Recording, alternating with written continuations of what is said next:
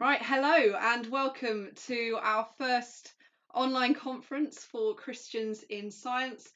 My name is Steph Bevan. I am the Development Officer for Christians in Science, and I am joined today by the amazing Dr. Rhoda Hawkins, who will be speaking to us shortly on the topic of being a Christian and also working in a scientific field. We're so glad you were able to join us today. We're sorry if there was any confusion over the link earlier. We had a little bit of a hiccup there, so well done if you managed to make it here with us today. Just to explain how this week is going to work, we've got 3 speakers, Monday, Tuesday and Wednesday, which will be broadcast live each day at 4 o'clock.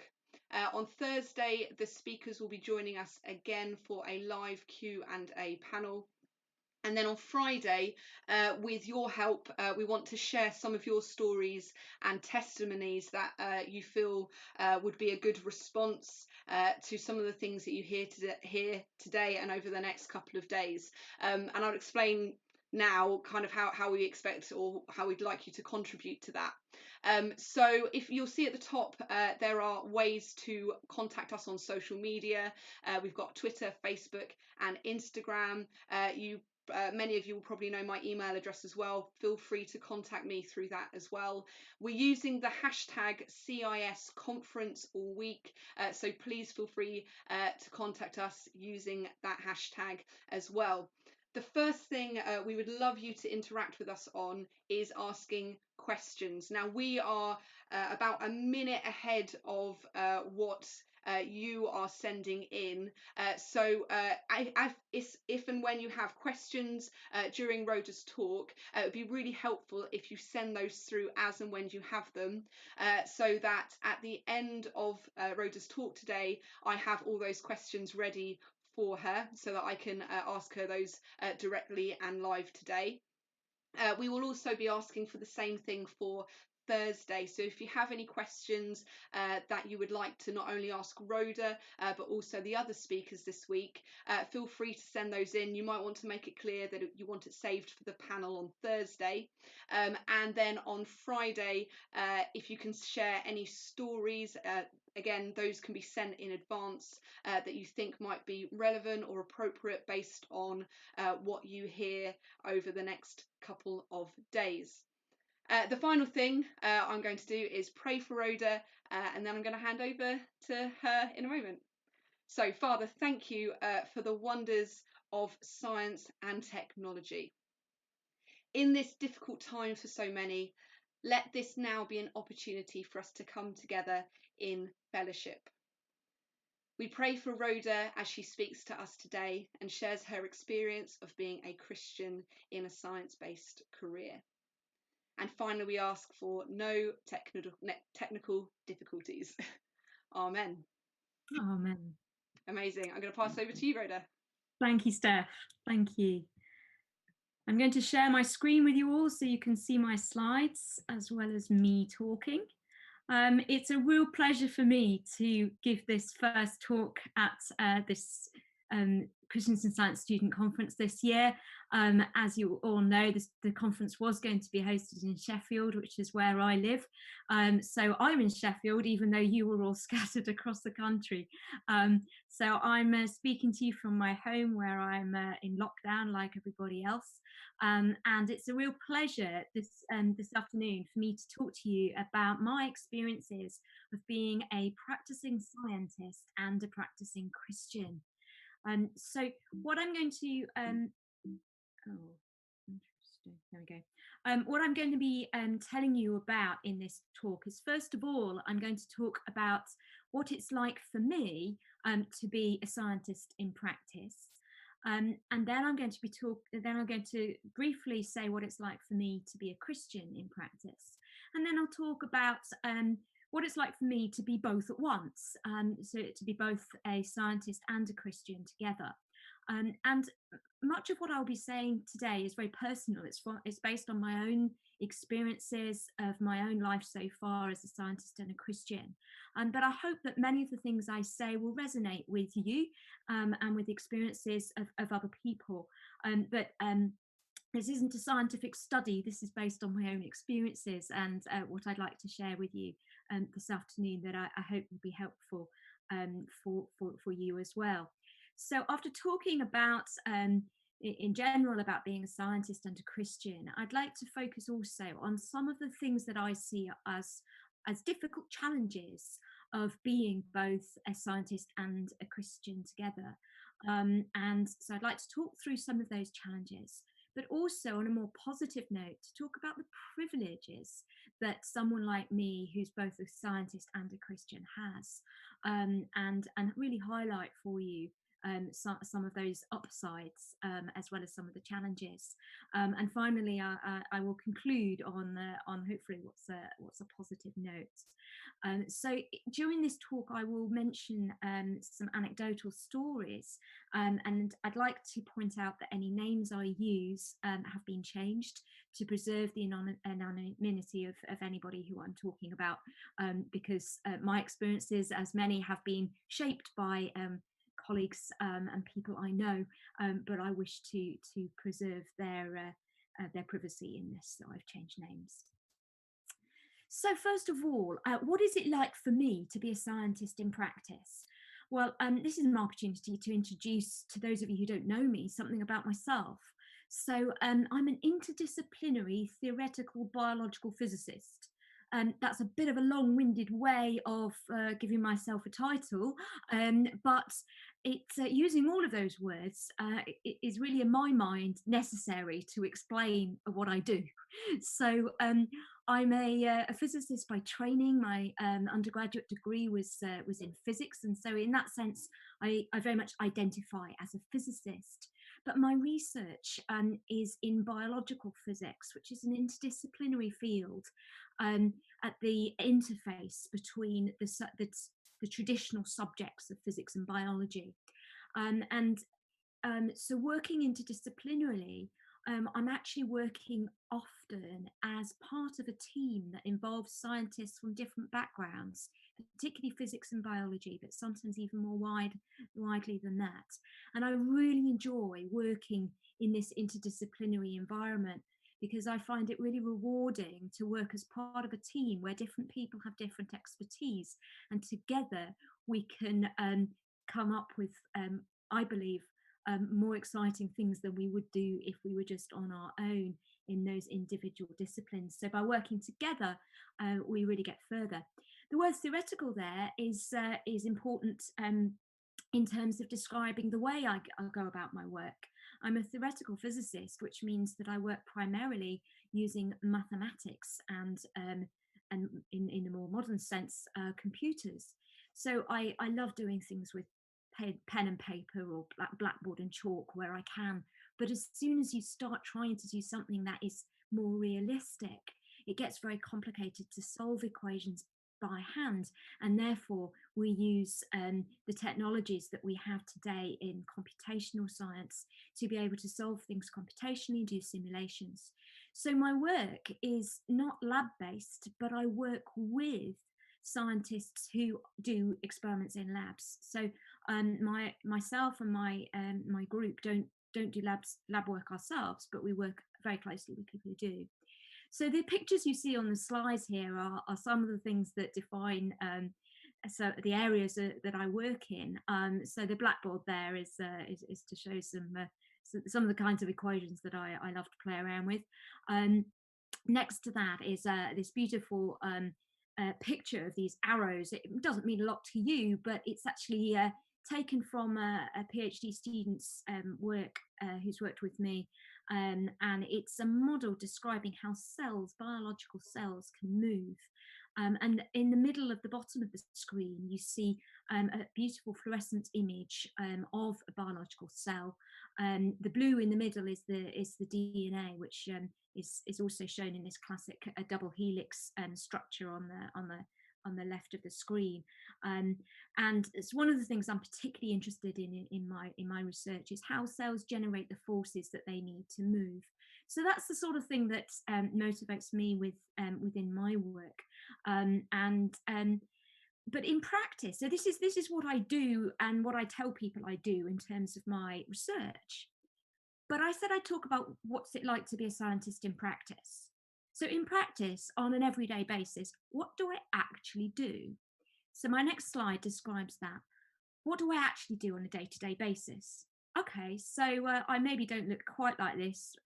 This guy is probably your more typical picture of a university lecturer, but I do a lot of teaching, and I love teaching. And the reason I chose this cartoon is that this shows the traditional chalk and talk lectures that I still love, even though I'm having to give lectures remotely online now.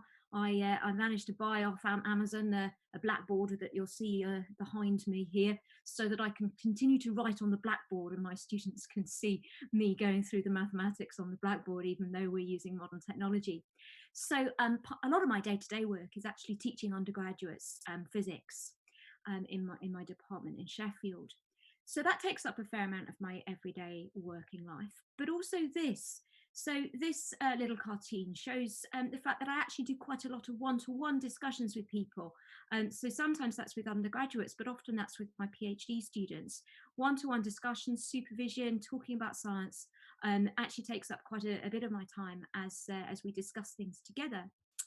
A lot of my time is spent working on a computer, be that preparing lectures or doing or doing administrative work, or even doing my research involves a computer. So a lot of my work is actually office based in terms of being in front of a computer. I also spend a lot of time in committee meetings and discussing how we manage our research and our students. And in fact, a lot of my time over the past 2 weeks has been involved in that as we work out how best to support particularly our PhD students through this difficult time of working from home due to coronavirus. But my final picture here really sums up how I think quite a lot of the day, I'm thinking, having doubts, questioning things, thinking about science, and that's what it's like to be a scientist in practice. It's to have lots of questions and not many answers. Often in society, people see scientists as the people with answers, but actually, as a working scientist, we're the ones with the questions, trying to figure out answers. But we always have more questions than we do answers, and so really, a lot of my time is spent thinking and questioning, and trying to figure things out. And that's something I enjoy doing. So that's a bit about what my work as a scientist is like. But what about being a Christian in practice? What does that look like for me? So on this slide, you see a variety of different pictures that for me sum up what it's like for me to be a Christian in practice. So you've got a cartoon there of church with people inside a building. I mean, we're at the moment redefining what church means. What does church mean to meet together when we're all stuck at home and meeting through modern technology of virtual church? But the church has always been the people worshipping God together. And that's a really important part of being a Christian in practice for me, and that's worshipping with other people. You also see a picture of the Bible there, which is a really important aspect of our Christian lives as well, and of mine. That's a traditional Bible. I've actually, over the past years, spent more time listening to the Bible in an audiobook form rather than the traditional reading it, although I do both.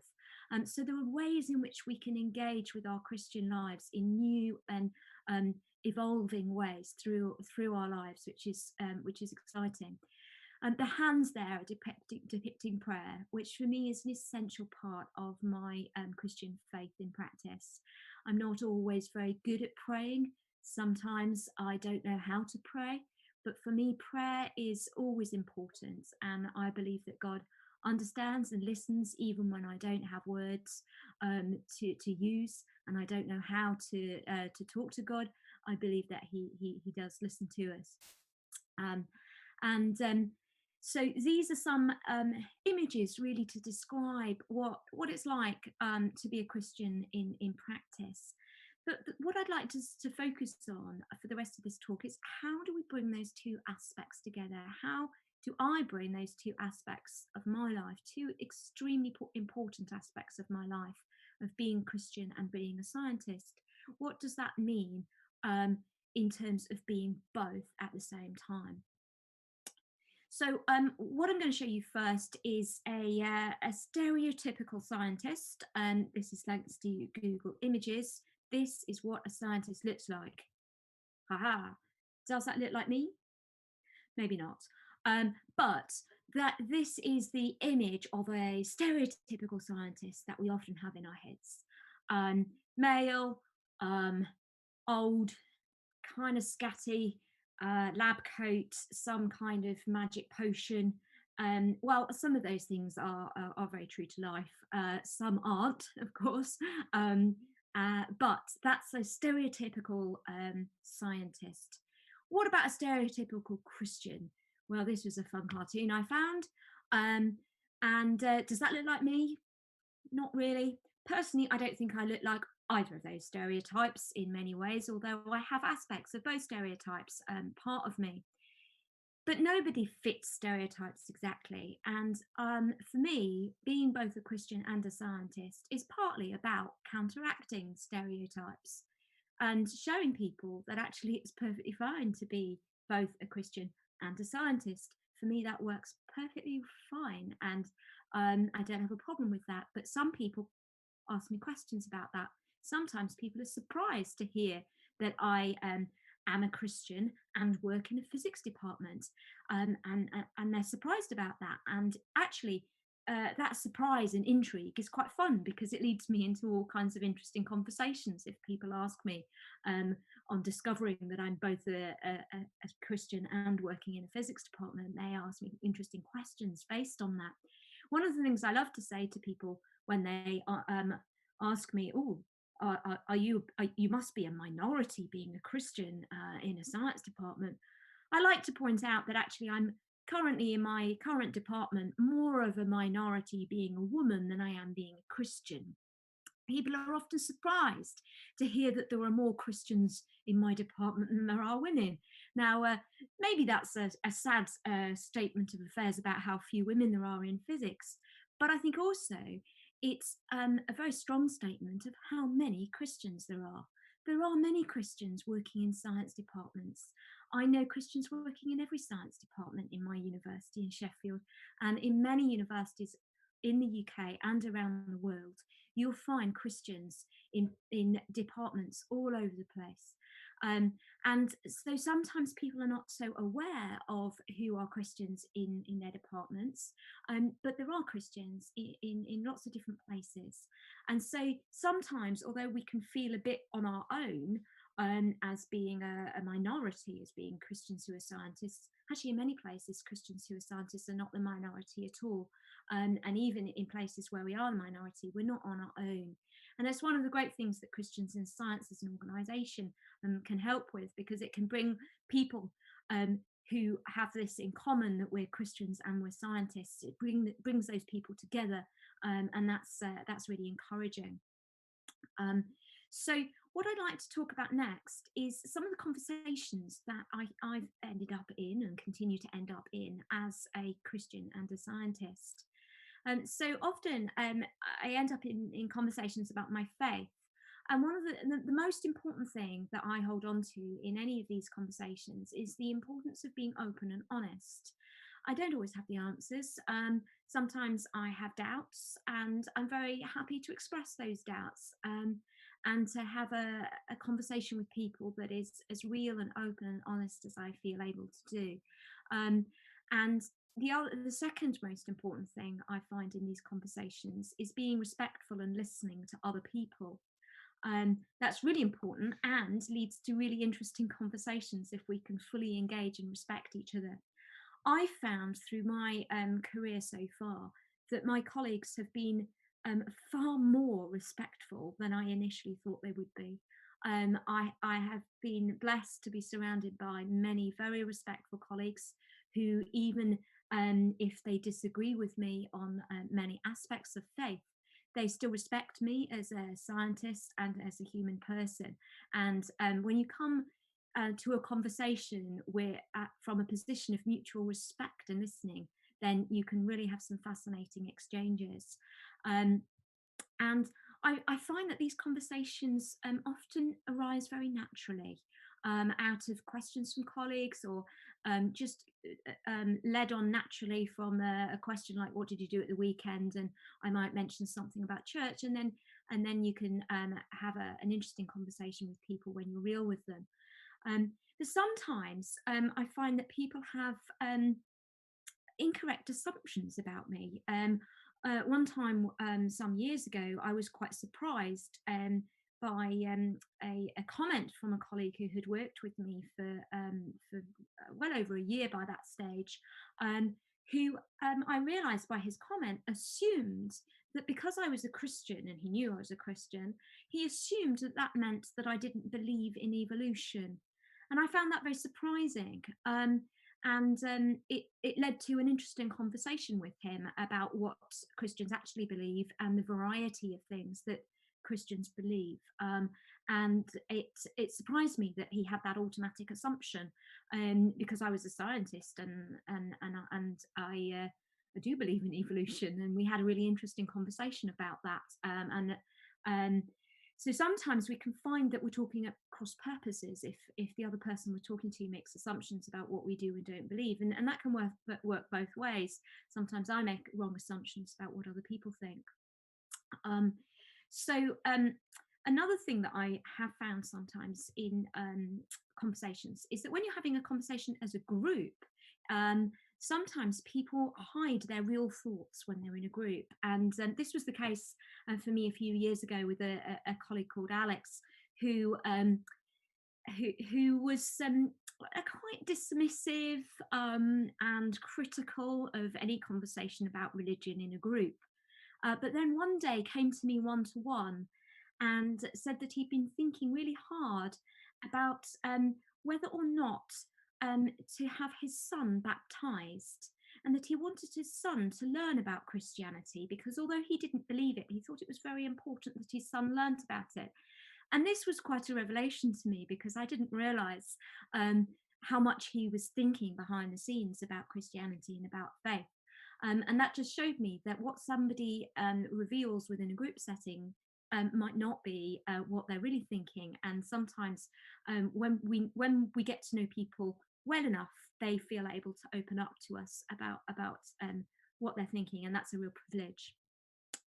The other thing to say about conversations with people and our colleagues is to pray. Pray for our colleagues, pray for our friends, and pray for ourselves as we engage in conversations with people, that we will continue to have respect, openness, honesty, and wisdom. So it's another area that I think I see as an overlap between my life as a Christian and my life as a scientist is in the area of honesty and integrity, and ethics. So this is becoming more and more within the consciousness of the scientific community, and its areas that we now actively teach PhD students about. But these are issues that sometimes are really quite tricky. Actually, it sounds easy to say you should always be honest and have integrity as a scientist, but sometimes there are grey areas. So, for example, I challenged a colleague called Paul when I discovered that he'd lied on his CV. The context was that he'd asked me to look at his CV and give him advice on it before he sent the CV for a job application.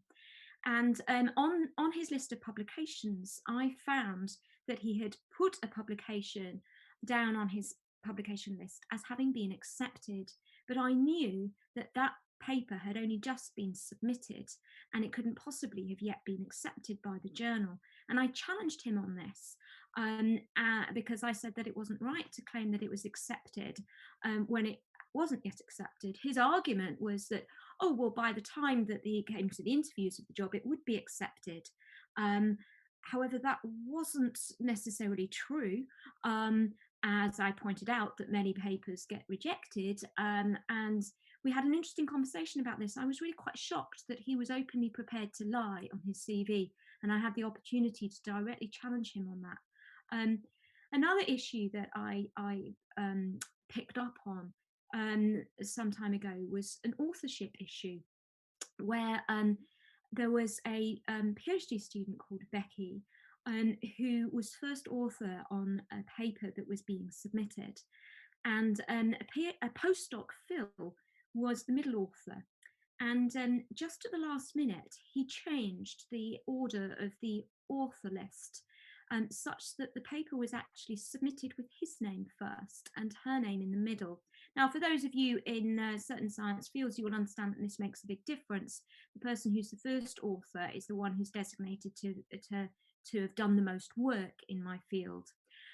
Well, I discovered this because I discovered Becky, who was very upset about this when she discovered what had happened. So I took the issue to the group leader, who was the last author on the paper, and he wrote directly to the journal and corrected this issue.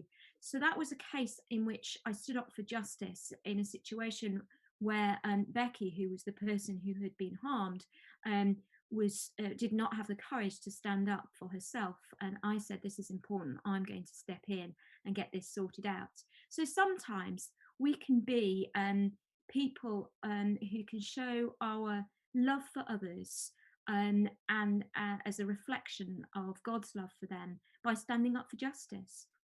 Another issue more recently affected me quite personally, where I was excluded from a paper that I thought I should have been included in. And about a year later, the same author, the same co-author, asked me if I wanted to join the author list of another paper. This second paper I had not worked on at all. And my response to him was, well, two wrongs don't make a right. Just because I wasn't included on the previous paper doesn't mean to say that it's right for you to include me on a paper I haven't worked on. And I refused for my name to be included in that paper where I did not deserve any credit for work I had not done on that paper. And so that was an issue where I stood up for what was right, even when I would have gained if I had let it slip. And that's because I think these things are really important, that we stand up for justice. So on an everyday basis, when we're thinking about science, often we're in those grey areas when somebody asks us, have you done this? And you haven't yet done it. Do you claim you've done it? No, we shouldn't. We should be honest. We should be open. Are my results right? This is a tricky one. We should always be checking things in science to make sure that when we publish things, we are as sure as we can be that we're right.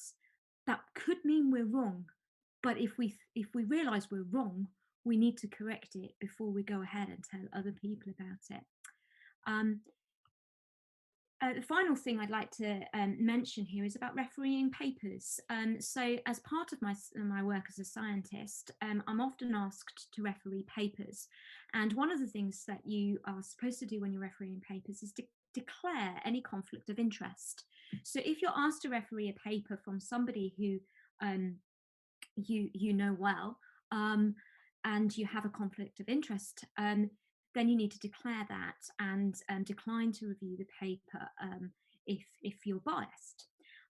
Now, I did do this. I remember doing this on one occasion. I was asked to referee the paper of somebody who I'd not directly worked with, but I knew very well, and had several conversations with that person about difficulties in the team that I was not part of, but the team that had put this paper together.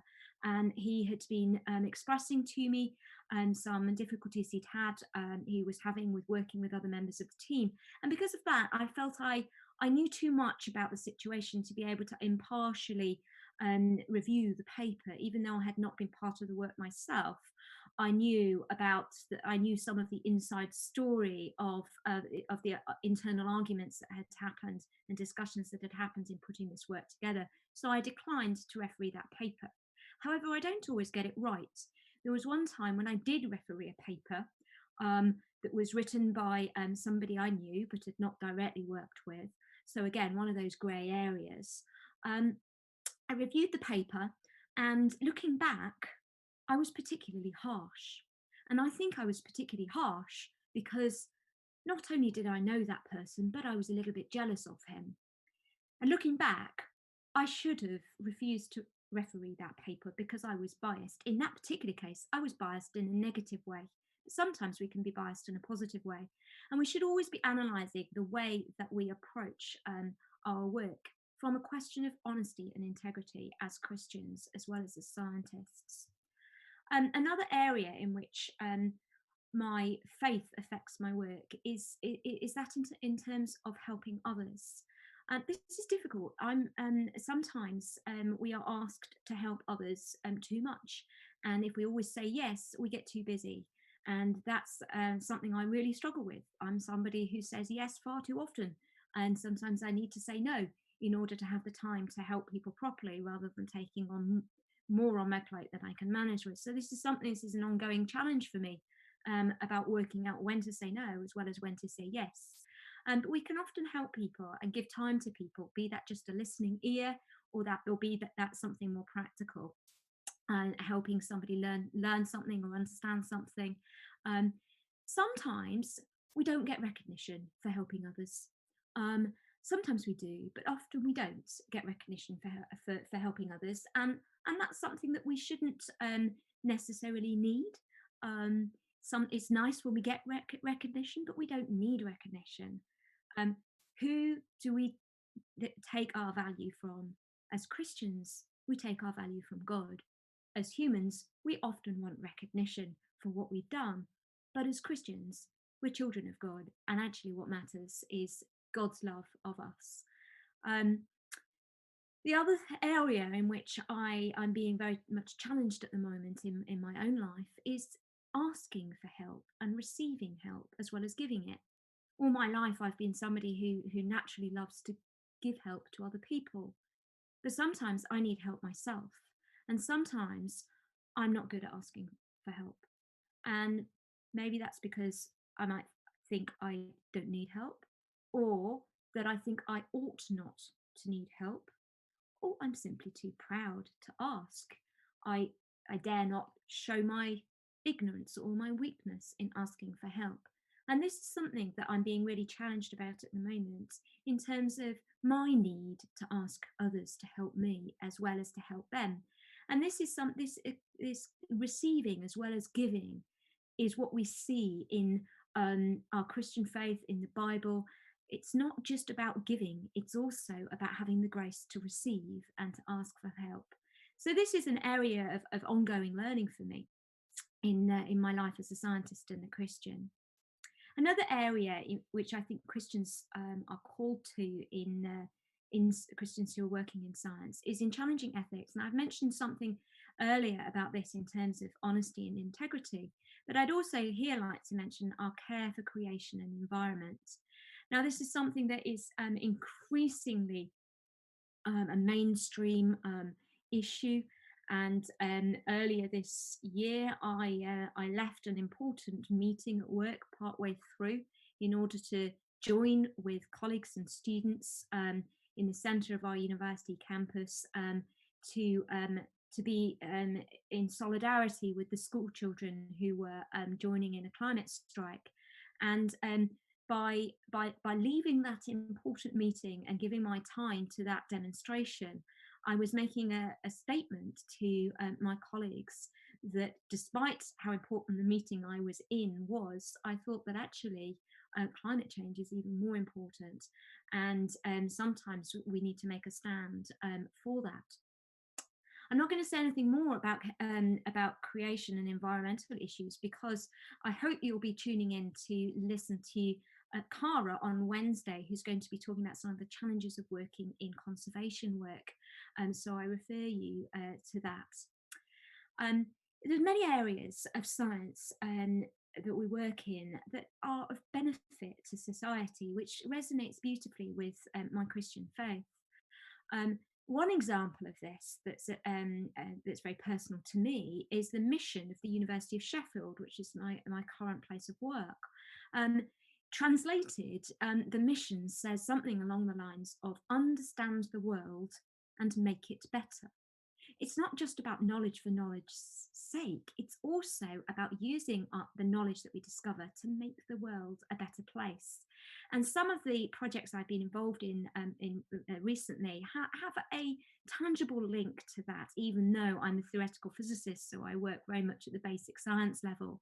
Um, in one of the research projects I've been working on recently is co-funded by Cancer Research UK, and has relevance to the way that the way that metastatic cancer cells move in the bone environment, in secondary tumours in the bone.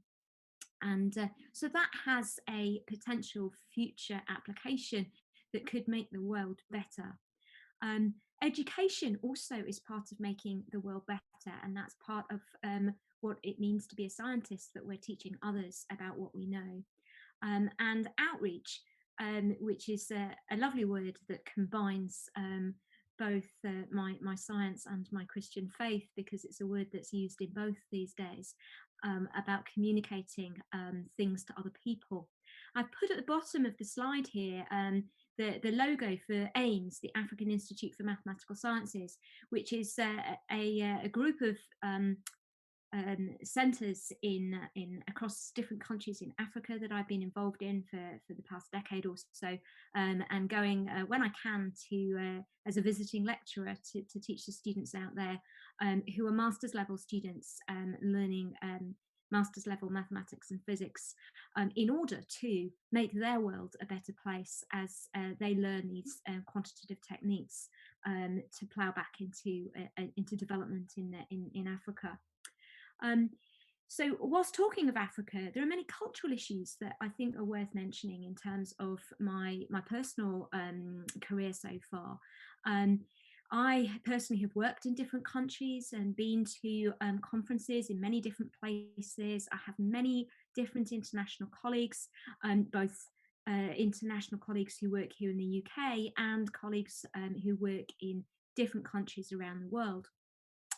And cross-cultural relationships is something that really interests me, but we need to have a lot of respect and patience as we communicate with people from other cultures, and sometimes we get things wrong and we can accidentally offend each other by the way that we communicate and being different.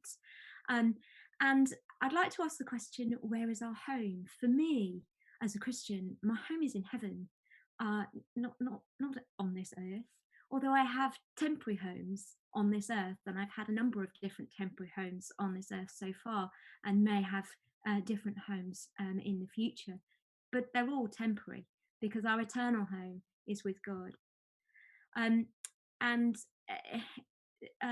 when I've been working abroad, I have put quite a bit of effort into my own personal integration and learning language in order to help me to fit into the cultures in which I've been working and living, and that's been something that's been very rewarding for me, and in terms of relationships with different people, and also in terms of learning how science and how Christianity works in different countries, and different countries have some specific issues related to science and faith.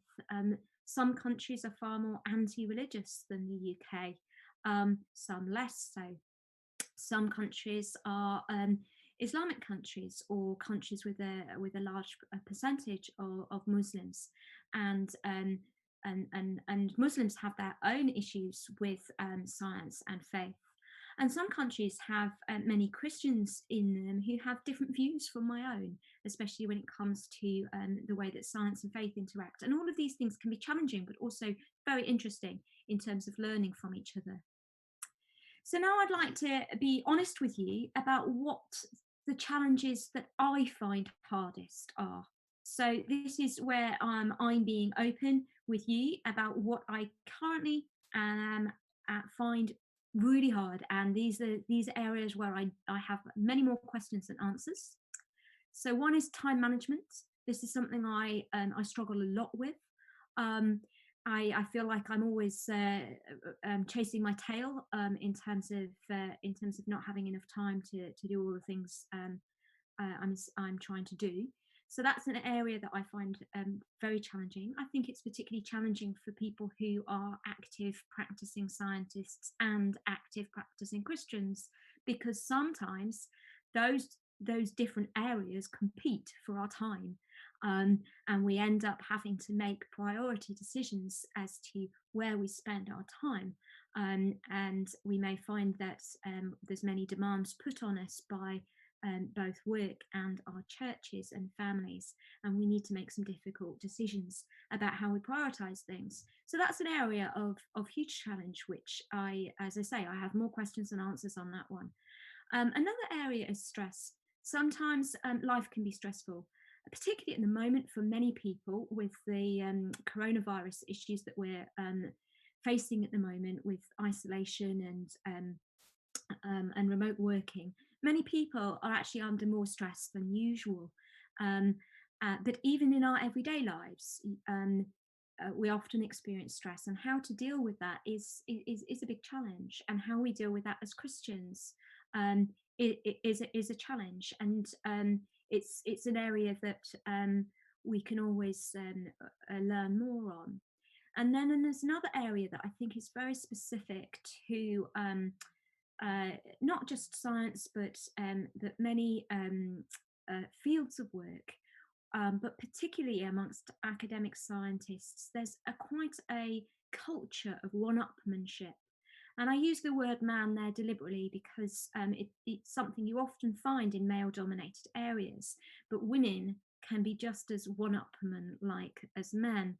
And this is really the kind of culture where you find that people are trying to prove that they're better than the people around them, and this is very unhelpful to many people in the work environment. And it's something that, as a Christian, I want to be different, and I'm always and there's something that I still struggle with in terms of feeling put down by others, and also in terms of trying to make sure that I don't put down others in the way that sometimes people put me down. And I mention this because I think it's a problem within many um, academic scientific areas. And the underlying issue here, I think, is that many people, many of us, are insecure. Insecurity is a big problem amongst many scientists. That's something that's obvious if you're within. But for people who are not in the scientific world, that might look strange, because scientists are often put up on a pedestal as people who know everything, and oh, they're these really clever people. But actually, we don't feel like that. Actually, often we feel pretty insecure. Um, and the final thing on my list of major challenges is work-life balance, and actually this affects all the others as well. If it's part of the time management issue, and the stress issue as well, in terms of how do we balance things in our lives. And this is something where I still have many more questions than answers for, and I don't feel like the balance is right in my life currently, and it's something that I'm currently working on. But I'd like to say a few more words about this issue of insecurity, because I think it's quite key. 1 Corinthians 8 says, knowledge puffs up, but love builds up. And I think this is quite crucial within science as Christians, that sometimes scientists become arrogant because they know things, and that can affect us as Christians as well. We can come across as arrogant because we know things. But knowledge puffs up, but that's not what's important in God's eyes. What's important in God's eyes is love that builds up. So whilst we're working at the interface of knowledge, what's really important is love. And love is about building others up. So instead of putting others down, we should be seeking to build others up.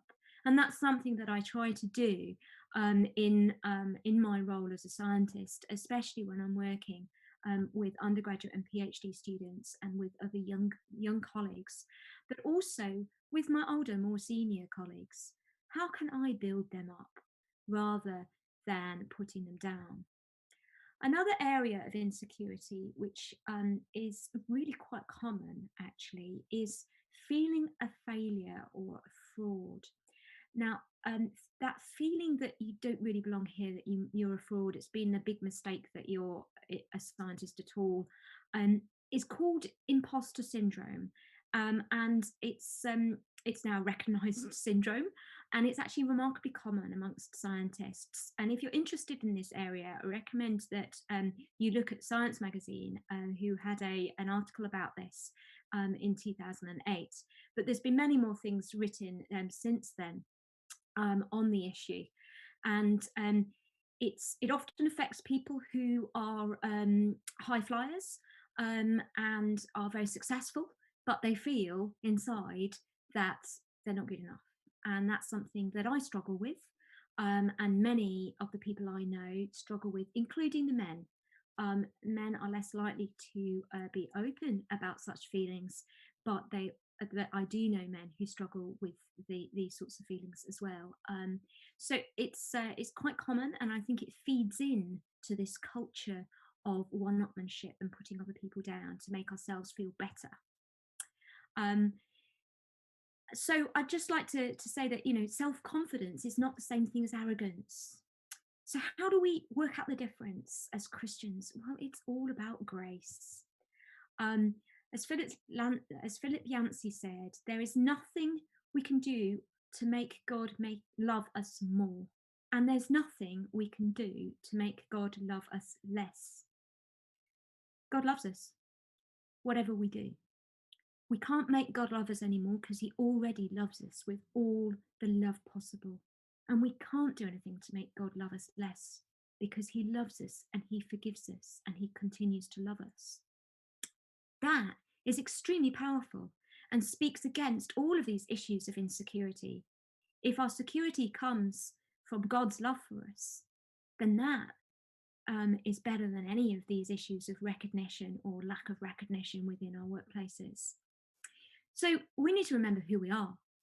First of all, we're children of God, human beings loved by God. And only secondary to that are we scientists. And that can really change the way that we feel about things. And this is an area in which I don't have all the answers. I'm still working on these things. We can rejoice in the gifts that God has given us, and we can think about our work-life balance in the context of the biblical concept of the Sabbath, which is all about taking rest. So I'd like to finish with some positive things about the things that I find are the biggest privileges that I have in my life as a scientist and as a Christian. So through my work, I have the opportunity to think, to talk, and to travel with amazing people. I have met some incredible people from many different places, people who are the brightest, most interesting people on this planet to talk to about science, but also to talk to about life, about faith. And it's those interactions, those thinking and talking alongside and with other people that I think is really such an amazing privilege of being a scientist and being a Christian in this environment, that I have those opportunities to interact with some amazing people. So I'd like to conclude with listing some of the opportunities for Christians working in science. We have opportunities to show God's love, to share our faith, to inspire others, to challenge ethics, to benefit society, and to enhance faith. So those are the things I'd like to leave you with, and I'm hoping that there's some questions. Thank you so much, Rhoda, for that. We have got some questions, you'll be pleased to know. So if you're struggling to get questions sent to me, don't worry. Any that don't quite get to me today, we will save those for Thursday when we meet again on Thursday. I have some questions from the YouTube chat. So the first one is: have you ever been involved with any research projects where the nature of the work is ethically challenging? And the example given was something like genetic engineering. Okay, thank you for that. So this is an interesting one. I would say not directly, because I'm a theoretical physicist and I work with mathematics and computers. But indirectly, yes, because I work with scientists who are involved in making genetic mutations, and who are involved in experiments on animals. So, for example, I work with scientists in Sheffield who do experiments on zebrafish, and also I work with scientists who do experiments on samples from mice.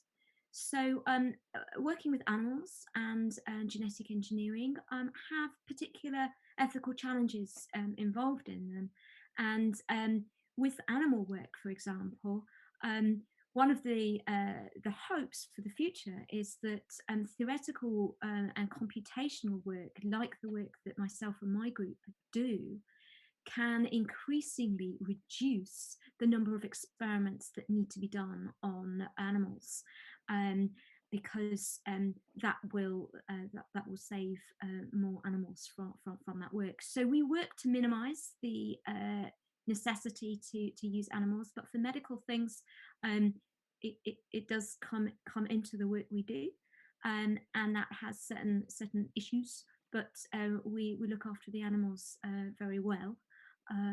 So yes, I am indirectly involved in some of that work. Great, thank you, and thank you for that question. We've got a few others. There seems to be a theme between a couple of questions. I'll read both of them to you.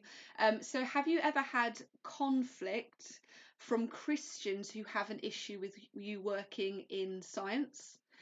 And along a similar sort of vein, not quite the same, have you had any interesting conversations with church leaders about science where you've discovered misconceptions? A bit like I really related to what you said earlier about assumptions of who we are as Christians, and the same can go being a scientist as well. Yeah, thank you. I had rather an interesting conversation with an American taxi driver once, where I was getting a taxi back from a conference to the airport, and got talking to the taxi driver, as you do, who asked me what I was doing in America, and I said I'd been to a science conference. And he then started saying all kinds of things about how evil scientists were, and that he was a Christian, and that he didn't think scientists should be doing all this evil work. So then I revealed that I was also a Christian, which completely went against his worldview, and that was really quite interesting. As the conversation went on, as I tried to explain how I could possibly be both a Christian and a scientist. So that was one example, but maybe a more extreme example than one I normally experience in the UK. In terms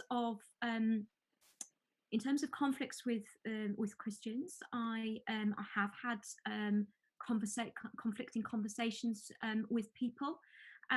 This is something that I used to, in my younger days, I used to get quite het up about and argumentative. And since then, I've just become a bit more chilled out about it, and I find it easier to agree to disagree and accept other people's views. And the reason that is that I've recognised that whilst issues of science and faith are of utmost existential importance to me as a scientist, they're not actually that important to many Christians.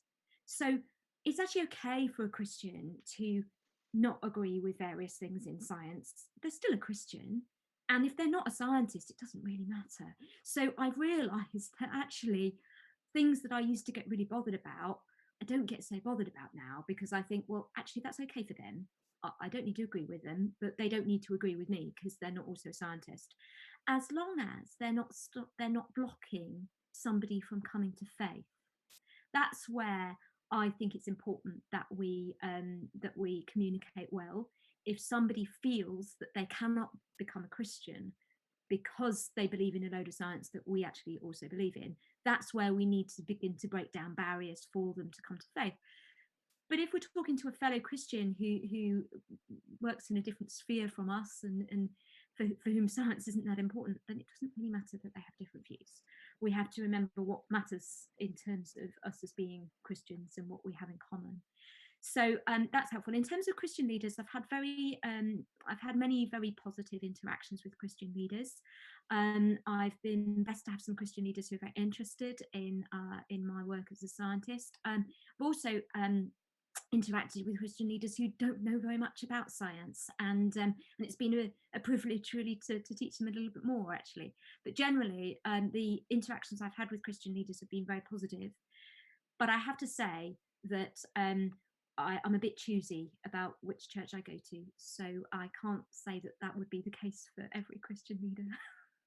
Yeah, and going back to your previous point, I think it goes back to what you were saying about your quote from Corinthians about we can get so caught up as scientists by being the know-it-all, or we know what's right and we have to be right and we need to know how it works. But like you said, not everyone needs that, and sometimes it's quite good to be humble and listen to someone else's understanding and perspective, and be loving rather than just kind of imposing those views on. There's just one more question we have today.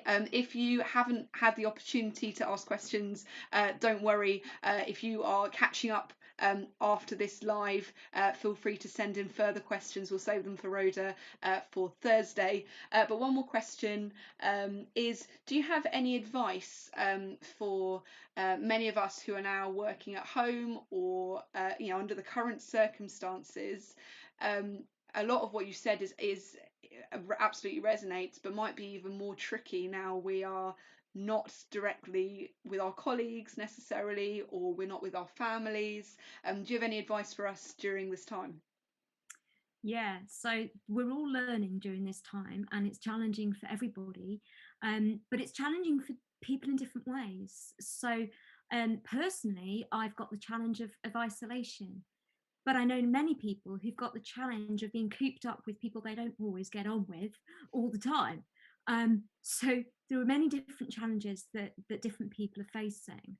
Um, and what I'm having fun doing at the moment is exploring creative new ways of communicating with people and of being in touch with people. So I have spent an enormous amount of time over the past 2 weeks on video conference calls with people, and but also other ways of connecting with people, through written form, through photographs, through the good old-fashioned telephone, and through sharing things together. And I think it's a question of learning to be creative in terms of keeping in touch with our friends, our families, and our colleagues. So I've got in my diary over a video conferencing, and I'm doing that with colleagues in the way that I would if I was at work. I would take a coffee break from time to time with colleagues to chat about things, and I'm trying to do that virtually now. So I'd encourage you to explore all of those things, have fun with it, make sure you stay in touch with people.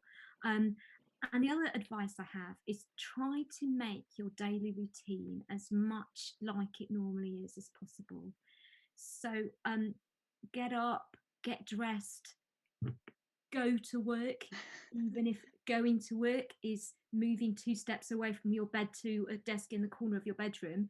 Um, in your mind, you want to fool yourself that you're now at work and you're doing work, and then you leave work at the end of the day, so that you still keep within your space, relaxation space, different from workspace, because that's really important for us in terms of our work-life balance and being able to relax. When if we're doing everything in the same room, and it all gets a bit muddled up. So we need to try to fool ourselves by creating these different spaces that in our minds, even if we've not got very much space where we're living physically.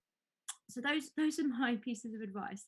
And the other thing I'd say is engage with what churches are doing in terms of virtual church. Lots of churches are being really creative about this, and if the church that you're normally part of isn't doing very much, join in with something another church is doing. The wonderful thing about virtual church is you can join a different one. You can join in, um and that's wonderful, and you can do that in a variety of different ways. So during the lockdown so far, I've tuned in to listen to Justin Welby on the radio. I've done been through liturgy on a PDF file. I've listened to and joined in worship that's been streamed on YouTube. There's a whole host of creative ways that people are using at the moment to do church in a new way and to connect with people in a different way. So my home group, for example, are going through the Bible studies that we were planning on doing, and we're emailing each other with our ideas. And that's because we have a number of older members of the group who thought video conferencing sounded far too scary, but they could cope with emails. So there's lots of different ways of connecting with our Christian family as well as with our colleagues and our friends. So engage with all of that, have fun if you can, and think about what you need to relax and prioritize that, because many people will be suffering really increased levels of anxiety and worry at this time, and it's really important that you get the support and relaxation you need. So if you're worried, ring a friend, talk to a friend, talk to somebody. Don't suffer on your own. We can contact people even if we can't see them physically. Great, thank you so much. And I think that's a really good note to end on. Before you all sign off and go, there's just a few more things. First of all, I hope you'll join me in thanking Rhoda for what she said today. A lot has resonated with me. I hope it's resonated with you too. If you have any further questions, or as I said, if you're watching this on catch up, please continue to send in your questions. You can do that on YouTube. Quite a few people were using that, or Twitter, or Instagram, or Facebook, any of those things. I should be able to bring for Thursday. And then one final thing before we completely go is I want to advertise tomorrow we've got Dave Law joining us. He volunteers for Transform Work UK, and is going to put a lot of what Rhoda said today in terms of kind of our own individual wrestling with science and faith, to how we can practically do that in the workplace as well. So yeah, we would love for you to join us again tomorrow for that, and Dave will also be joining us on Thursday for the panel. So once again, thank you so much, Rhoda, and we hope you are all able to join us tomorrow. Thank you, everyone. Bye.